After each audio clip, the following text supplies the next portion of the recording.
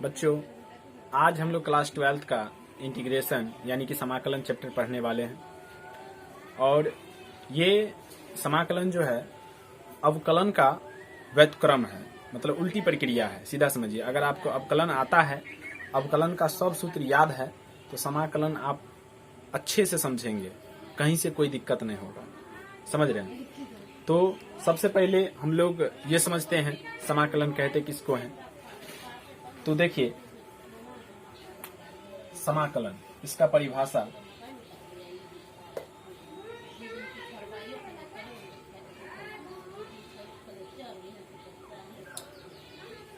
अवकलन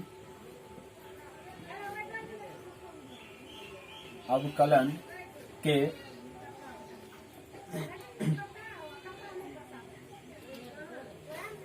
व्युत्क्रम, अवकलन के व्युत्क्रम प्रक्रम को समाकलन या प्रति अवकलज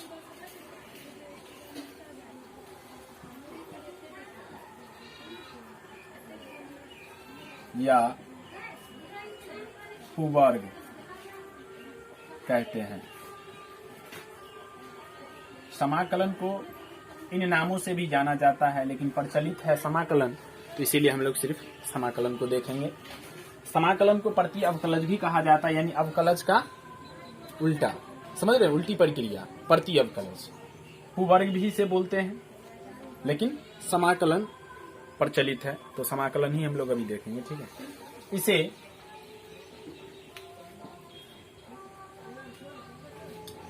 इतना से दिखाया या दर्शाते हैं,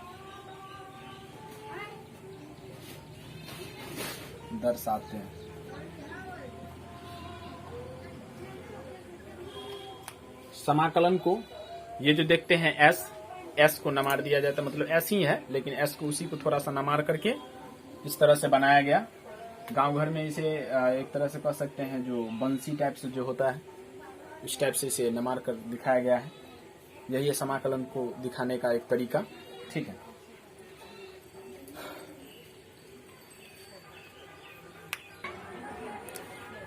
तो हम लोग समाकलन के इंपॉर्टेंट सूत्र को देखते हैं, उसके बाद बातचीत करते हैं। चलिए, समाकलन के सूत्र को लिखिए। तो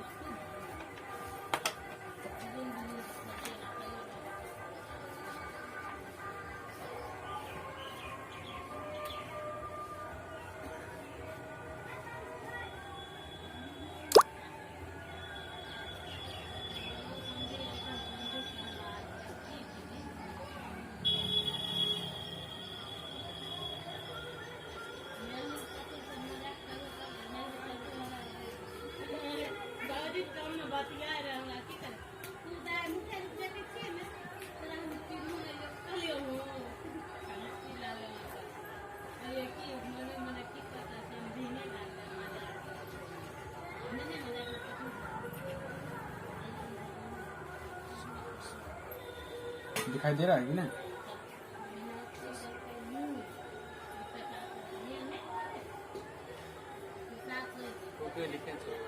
नीचे नहीं दिखाई दे रहा।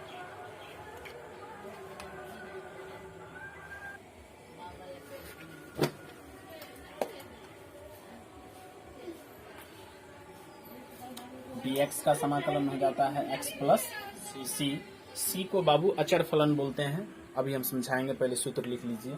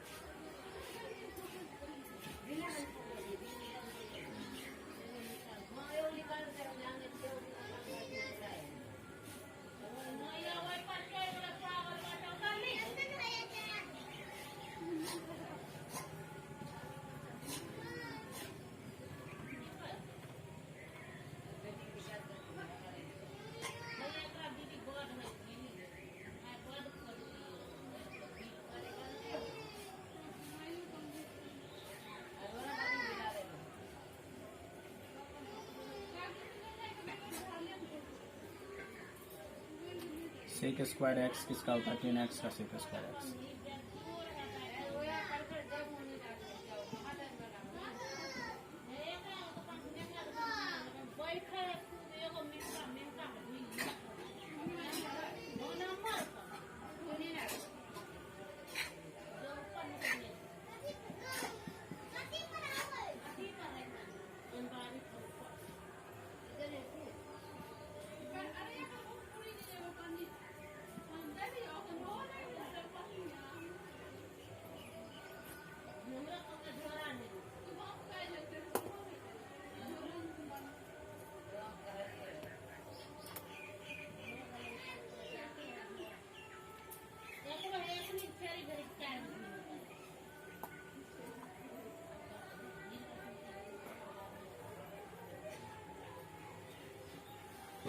जल्दी जल्दी नोट कीजिए। ये साइन होगा यहाँ पे, थोड़ा सा ध्यान दीजिएगा। ये माइनस में आप लिख सकते हैं माइनस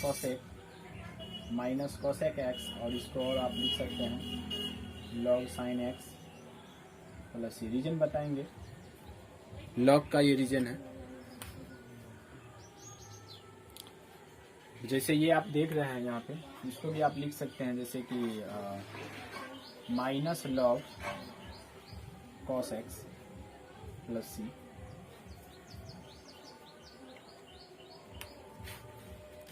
जल्दी से नोट कर लीजिए। कहाँ तक हो गया था वो? इधर इसमें 12 का फॉर्मूला हो गया था। 13 नंबर लिखिए। लास्ट फॉर्मूला बोलो तो क्या था? Integration cosec x into cot x into dx बराबर minus cosec x plus C. चलिए उसके बाद लिखिएगा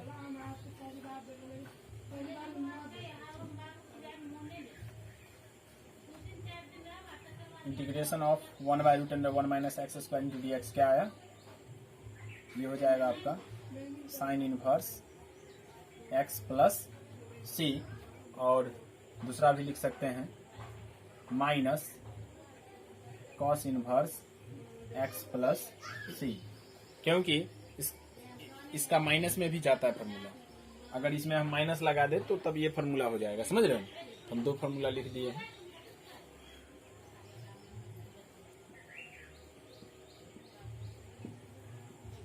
ये हो जाता है tan inverse X plus C, और इसको आप लिख सकते हैं minus cot inverse X plus C.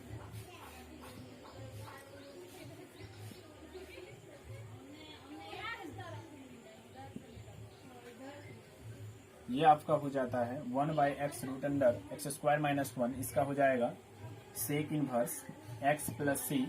इसी को आप लिख सकते हैं minus cosec inverse X plus C. तो इसमें आपका 6 गो फॉर्मूला हो गया। तो 15 3 18, यानी 18 गो फॉर्मूला अभी तक आप देख चुके हैं। 16 नंबर देखिए। ऐसे आपका 18 गो हो चुका है। Integration of 1/x into D x, इसका हो जाएगा log x प्लस सी। उसके बाद 1/a पे पावर x, इसका हो जाएगा a पे पावर x और बट्टा में log a प्लस सी। उसके बाद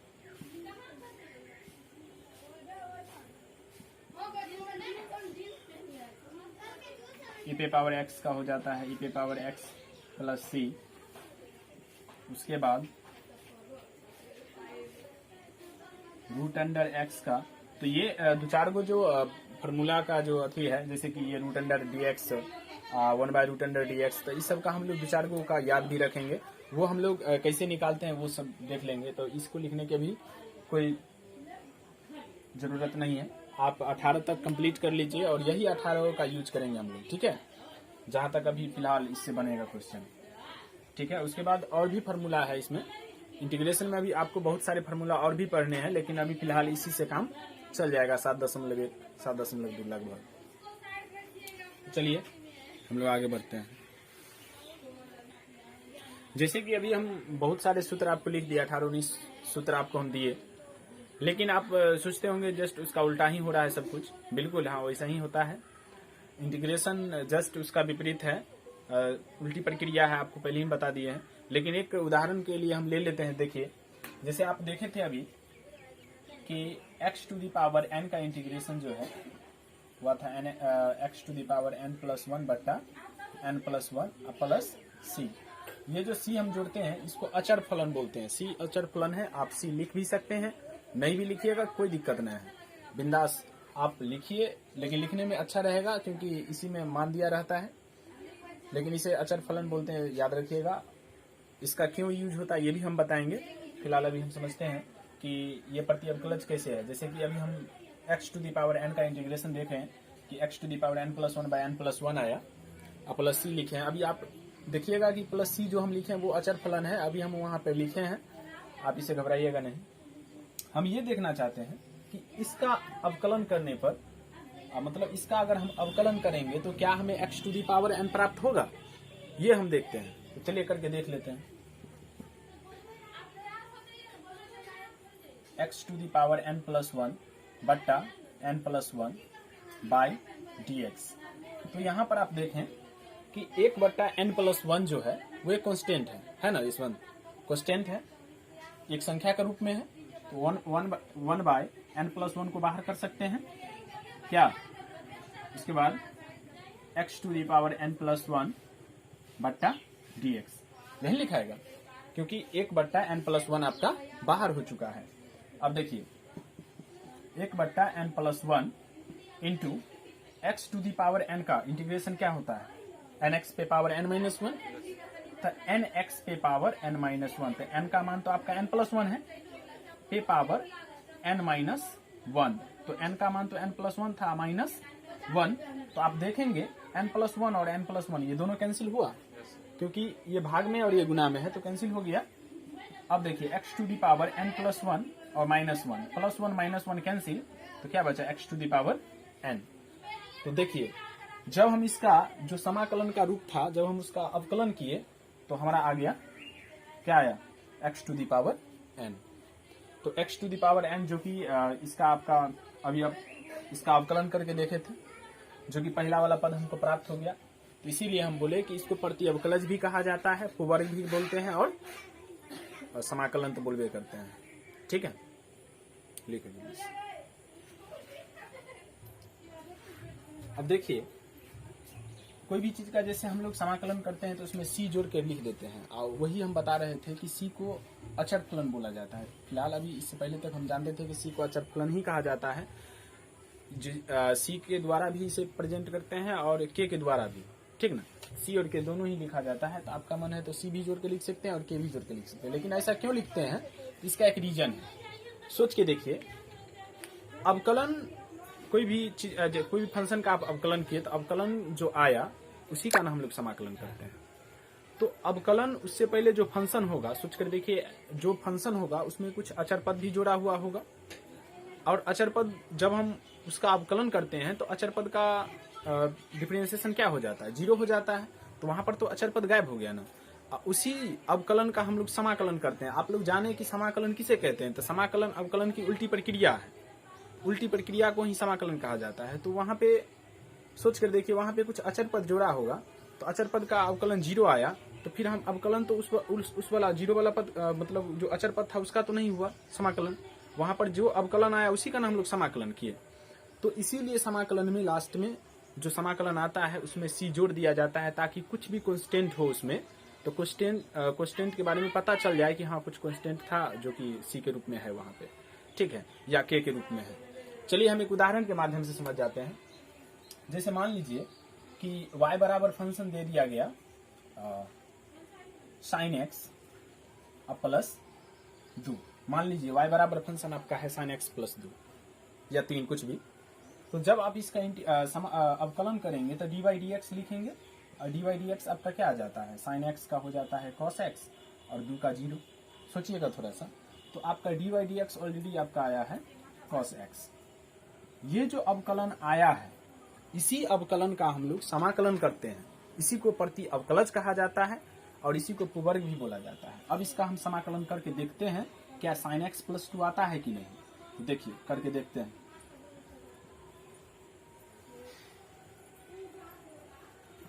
तो cos x का हम लोग इंटीग्रेशन अभी फॉर्मूला से देखे थे कि cos x का इंटीग्रेशन होता है माइनस sin x और sin x और प्लस c। ठीक है, फंक्शन आपका माइनस में गया, इससे आप घबराइएगा नहीं, वो तो उसका फॉर्मूला होता है। यहाँ पर माइनस यदि आप कॉमन ले लेते हैं तो ये c माइनस में चल जाएगा। ठीक है, और यहाँ पर प्लस 2, देखिए प्लस 2 आपका आया, सीधा माइनस sin x आता, अब प्लस c तो नहीं आता, यहाँ पे c नहीं ना आता, तो सीधा माइनस sin x आया। और ये प्लस c हम इसलिए लिखते हैं ताकि वो 2 यहाँ पर दिखे कि हाँ 2 वहां पे था, यानी कुछ अचर वहां पे था, समझ रहे हैं। इसीलिए यहाँ पे c अथवा k जोड़कर लिखा जाता है। या दूसरे शब्दों में एक और उदाहरण लेते हैं। चलिए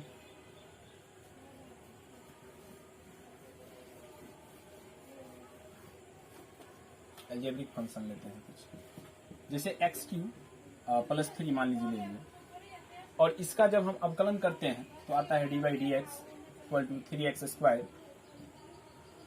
nx पे पावर n-1, यही ना होता है, प्लस 0। यानी आपका dy dx आ गया, dy dx आया आपका 3x²। ये अवकलन आया है, इसका ये अवकलन आया है। अब हम देखते हैं कि इसका हम समाकलन करेंगे तो क्या ये आता है, इसी को प्रति अवकलज कहा जाता है। चलिए करके देखते हैं। 3x² इंटू dx, 3 बाहर हो जाए क्योंकि कांस्टेंट है, x² dx। x to the power n का इंटीग्रेशन क्या होता है, फार्मूला याद कीजिए, पीछे फार्मूला हम जो लिखा है उसी फार्मूला का यूज हो रहा है। x to the power n का इंटीग्रेशन होता है x to the power n+1 by n+1।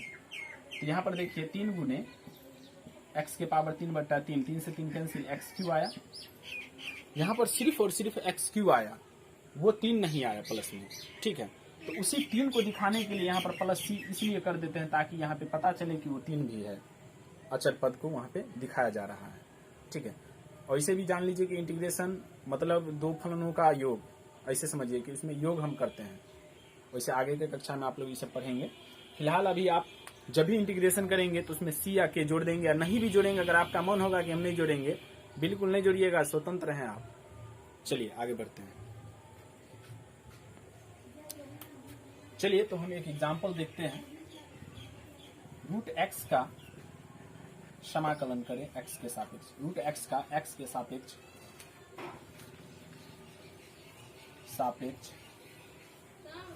समाकलन करें। देखिए तो आपको i द्वारा ये दिखाते हैं, i बराबर ये नोक्सी जो देखते हैं ना s, इसको ठीक से लिखिएगा, √x dx। ये लिखने का मतलब हुआ कि हम x के सापेक्ष इसका अवकलन कर रहे हैं dx।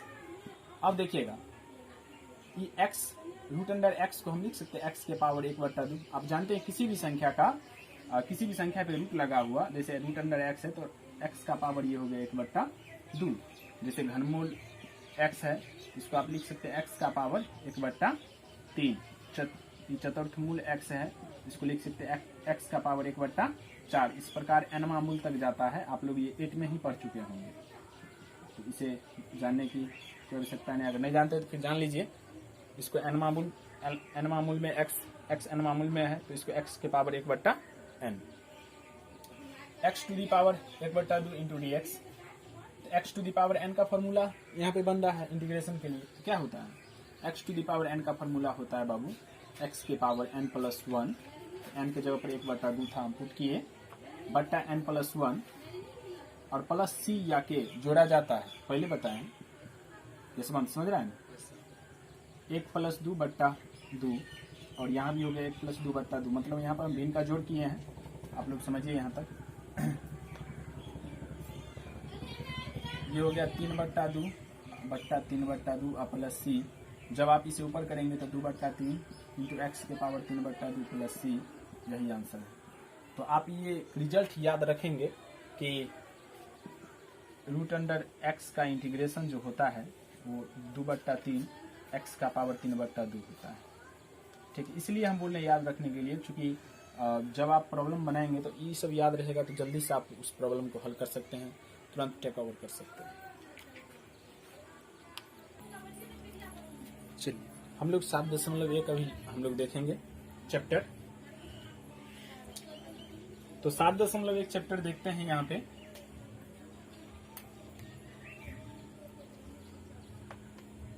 पहला क्वेश्चन है, निम्नलिखित फलनों के प्रति अवकलज यानी कि समाकलन निरीक्षण विधि द्वारा ज्ञात करना है। ठीक है, तो चलिए हम लोग निरीक्षण विधि द्वारा इसका समाकलन ज्ञात करते हैं। पहला है sin 2x, पहला क्वेश्चन है sin 2x, वो 1-2 करके ही दिया गया सर। sin 2x का प्रति अवकलज ज्ञात करना है। प्रति अवकलज मतलब समाकलन निकालना है, वर्ग निकालना है, वो भी निरीक्षण विधि द्वारा। चलिए, निरीक्षण विधि में क्या होता है बाबू, ये समझना होगा। निरीक्षण विधि में आप सबसे पहले जिस चीज का आप समाकलन करने जा रहे हैं उसमें देखिए कि उसका मतलब उसका अवकलन क्या होता है। जैसे कि अभी हम sin 2x का समाकलन निकालना चाहते हैं, तो sin 2x का sin x, sin 2 नहीं, sin x का सोचिए कि अवकलन क्या होता है। तो sin x का अवकलन cos x होता है, cos से sin, sin से cos डिफरेंशिएशन में। तो यहाँ पर sin x का अवकलन क्या होगा, cos x होगा। तो यहाँ पर sin 2x है तो वहां पर cos 2x होगा, है कि नहीं। तो ये सोचना होता है। निरीक्षण विधि में आपको सोचना पड़ेगा कि जो जिस फलन का आप निकालने जा रहे हैं समाकलन, तो उससे पहले उसका अवकलन देखना होगा कि इसका अवकलन क्या होता है। जैसे sin 2x का अवकलन आपका क्या हुआ, cos 2x, तो इसको इस प्रकार हम लोग लिखेंगे, cos 2x बराबर, cos 2x को क्या लिखते हुआ, cos 2x का डिफरेंशिएशन क्या होता है, cos 2x का माइनस sin 2x और 2x का क्या होगा, 2 होगा कि नहीं। Yes. अब देखिए d/dx cos 2x बराबर हो गया यहाँ पे -2 इंटू sin 2x, ऐसा लिख सकते हैं। sin 2x ऐसा तो लिख सकते हैं। यहां से गौर कीजिएगा, -1/2 d cos 2x by dx बराबर हम क्या लिख सकते हैं, sin 2x, और यहां से हम इसे ये भी लिख सकते हैं, -1/2 cos 2x बराबर sin 2x। ये ये निरीक्षण विधि के द्वारा निकाला गया है, इसीलिए sin 2x का समाकलन आपको आ गया। लास्ट में आप ऐसे लिख दीजिएगा, sin 2x इंटू dx बराबर -1/2 cos 2x, यही आपका आंसर है। समझ में आया? Yes, sir. ये है निरीक्षण विधि। निरीक्षण विधि में पहले सोचना होता है कि जिसका हम अवकलन मतलब जिसका हम समाकलन करने जा रहे हैं तो उसका अवकलन हमको पता है या नहीं। ठीक है, जैसे हम एक और क्वेश्चन लेंगे, पहले इसे उतारिए। चलिए 2 नंबर क्वेश्चन को भी देख लेते हैं थोड़ा सा। 2 नंबर देख ले, क्या है 2 नंबर क्वेश्चन। Cos 3x. चलो ठीक, cos 3x।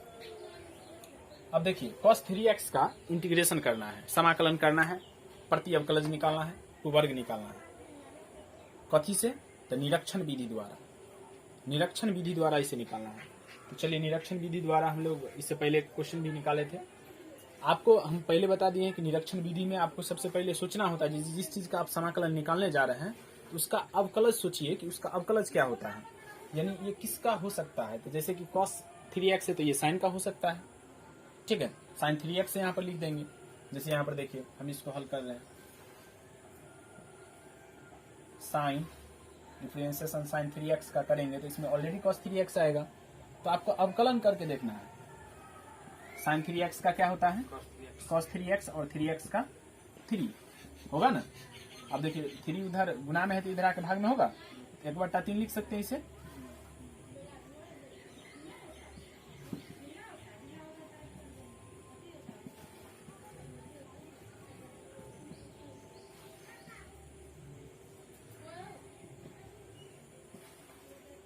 यानी कि आपका लास्ट में इसे आप लिख दीजिएगा cos 3x का cos 3x into D x equal to 1/3 sine 3x। यही आपका क्या आया, समाकलन निरीक्षण विधि द्वारा।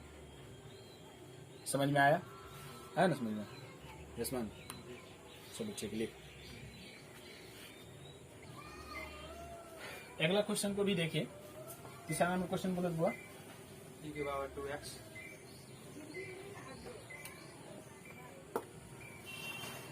e पे पावर 2x। आप लोग जानते हैं कि e पे पावर x का अवकलन e पे पावर x और समाकलन भी e पे पावर x होता है। तो e पे पावर 2x है, इसका सोचिए इसका अवकलन क्या होगा, तो e पे पावर 2x अवकलन में e पे पावर 2x में जाएगा। तो यहाँ पर हम लोग वैसे लिखेंगे, वैसे भी e के रूप का उसी में सोच लीजिएगा। e पे पावर 2x का अवकलन क्या होता है, e पे पावर 2x और 2x का 2।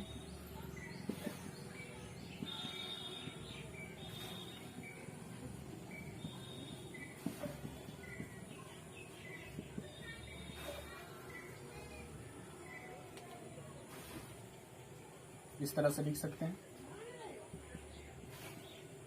लास्ट में आप ऐसे लिख दीजिए इंटीग्रेशन e पे power 2x into D x बराबर 1/2 e पे पावर 2x।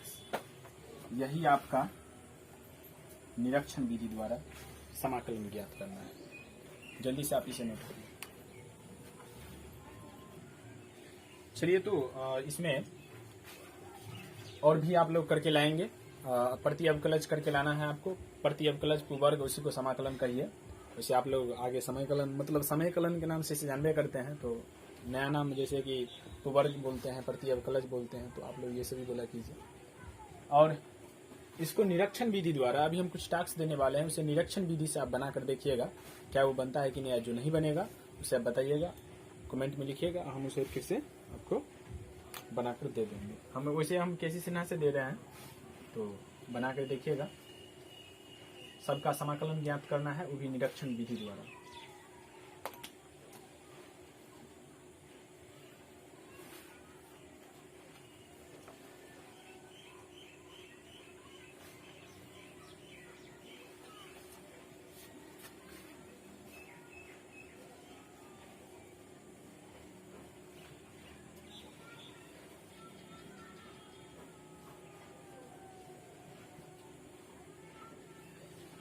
पहला है cos 2x, दूसरा है sin 2x, तीसरा है e पे पावर 3x, चौथा है 3x² प्लस 4x क्यूब, पचमा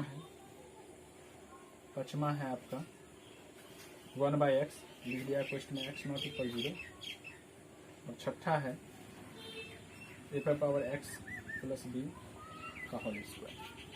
इसका आपको समाकलन निकालना है, वो भी निरीक्षण विधि द्वारा। आप निकालिए और कोई भी बुक से बनाइए, जो मतलब निरीक्षण विधि द्वारा जितना भी क्वेश्चन होगा कोई भी बुक से बनाइए। जो नहीं बनेगा उसे बताइएगा, हम उसे बता देंगे।